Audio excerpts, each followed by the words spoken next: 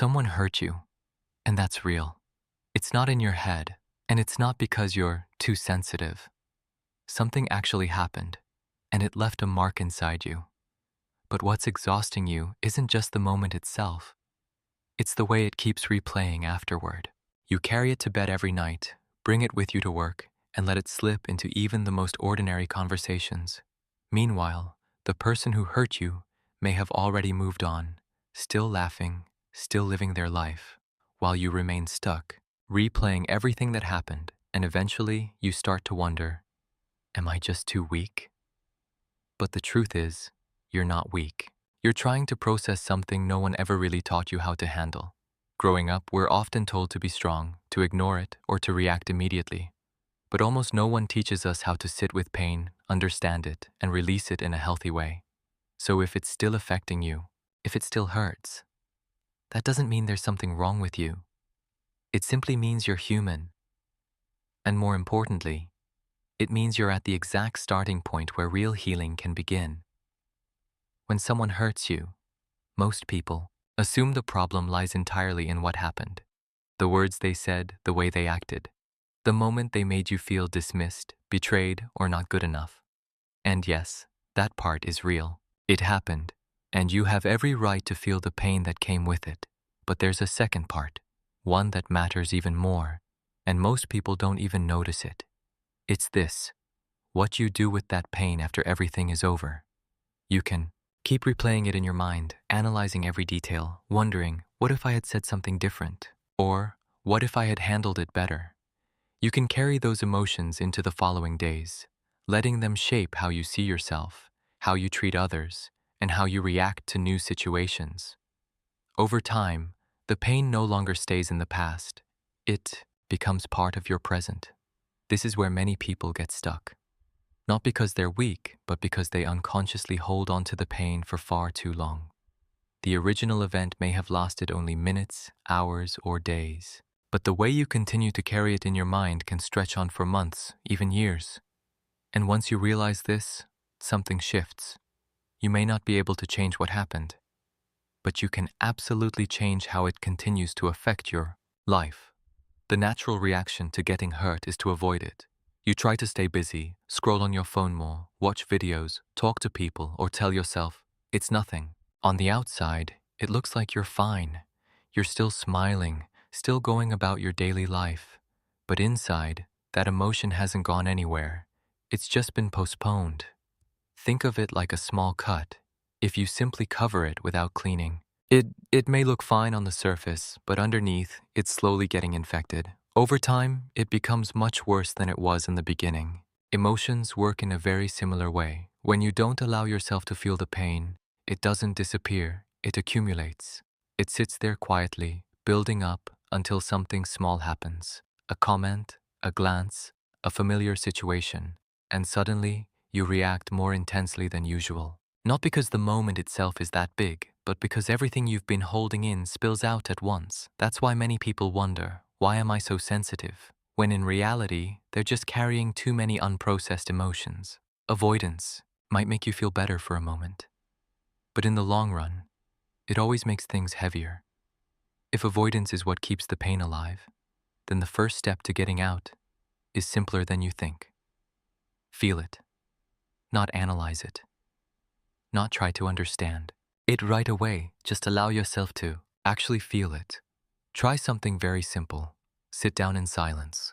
No phone, no music, nothing to distract you. Just you and whatever is happening inside. Set a timer for 20-30 minutes if it helps you feel more in control. And then let everything come up. If you feel sad, be sad. If you feel angry, allow yourself to be angry. If you feel empty, abandoned, or not good enough, face that feeling directly. At first, it will be uncomfortable. You'll feel the urge to get up, to do something, to escape. But if you stay long enough, you'll start to notice something important. Emotions don't stay at the same intensity forever. They rise, reach a peak, and then slowly fade. Every time you do this, you're taking back control. The pain is no longer something you have to run from. It becomes something you can face. And the more times you face it, the less power it has over you. This is one of the hardest lessons to accept. You can't make someone treat you better just by explaining how you feel. You can clearly express how much they hurt you. You can choose your words carefully. Stay calm. Even try to understand their side. But no matter how well you say it, that still doesn't guarantee they'll change. Because people don't truly learn through words. They learn through consequences. If someone hurts you, but everything stays the same afterward, you're still there, still available, still giving as if nothing happened. Then, in their mind, that behavior becomes acceptable. Not necessarily because they're a bad person, but because they don't have a strong enough reason to change. That's why so many people get stuck in the same cycle. Hurt, speak up, hope, then feel disappointed again. It's not because you didn't say it well enough. It's because your response didn't actually change anything. This doesn't mean you have to become cold or cut people off immediately, but it does mean this. If you want others to treat you differently, you have to start by changing what you allow, how they access you, and how they're allowed to treat you. Once you understand that words alone aren't enough to change someone, the next step isn't to argue more. It's to change how you show up in that relationship. You don't need a big confrontation. You don't need a long message explaining everything. You don't need to prove how much you were hurt. You just need to start withdrawing your energy. Before, you were always quick to respond. Now, you're not in a rush anymore. Before, you adjusted your schedule around them. Now, you begin to prioritize yourself. Before, you gave a lot without asking for anything. Now, you pause and observe. Not because you're playing hard to get, but because you're learning how to respect yourself, and then something very clear starts to happen. The people who truly value you will notice the shift. They'll become more intentional, more attentive, maybe even ask what's going on. Those are the ones worth staying open to. As for the others, they might feel uncomfortable. They may complain that you've changed. But the truth is, they don't miss you. They miss how easily they used to have access to you.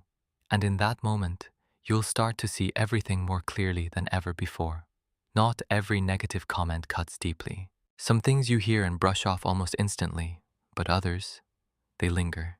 They replay in your mind, especially in quiet moments. So what makes the difference? It's not always because what they said was especially cruel. It's because, somewhere inside you, a part of you already doubts yourself. Maybe they said you're not good enough, and at some point, you felt that way too. Maybe they said, no one really cares about you, and you've experienced that kind of loneliness before. Those words didn't create the wound. They simply touched a place where a crack already existed. That's why they stay longer, hurt more, and feel harder to let go of. And this is the important shift. At this point, the issue is no longer about them. It becomes a deeper question. What are you believing about yourself? You can't control what other people choose to say, but you can gradually change how you see yourself. And as that inner foundation becomes stronger, similar words in the future will no longer carry the same weight they once did. After everything, the most important question isn't, how do I forget them? It's this: how do I stop being defined by what they did to me? And the answer isn't in positive thinking or repeating affirmations you don't truly believe. Real healing doesn't start with words. It starts with action. You begin with small, real things. Finishing what you've been putting off, learning a new skill, taking care of your body, creating something meaningful. Each time you follow through, even in small ways, you rebuild something essential: self-respect. Not the kind that depends on other people's approval, but the kind that comes from your own lived experience.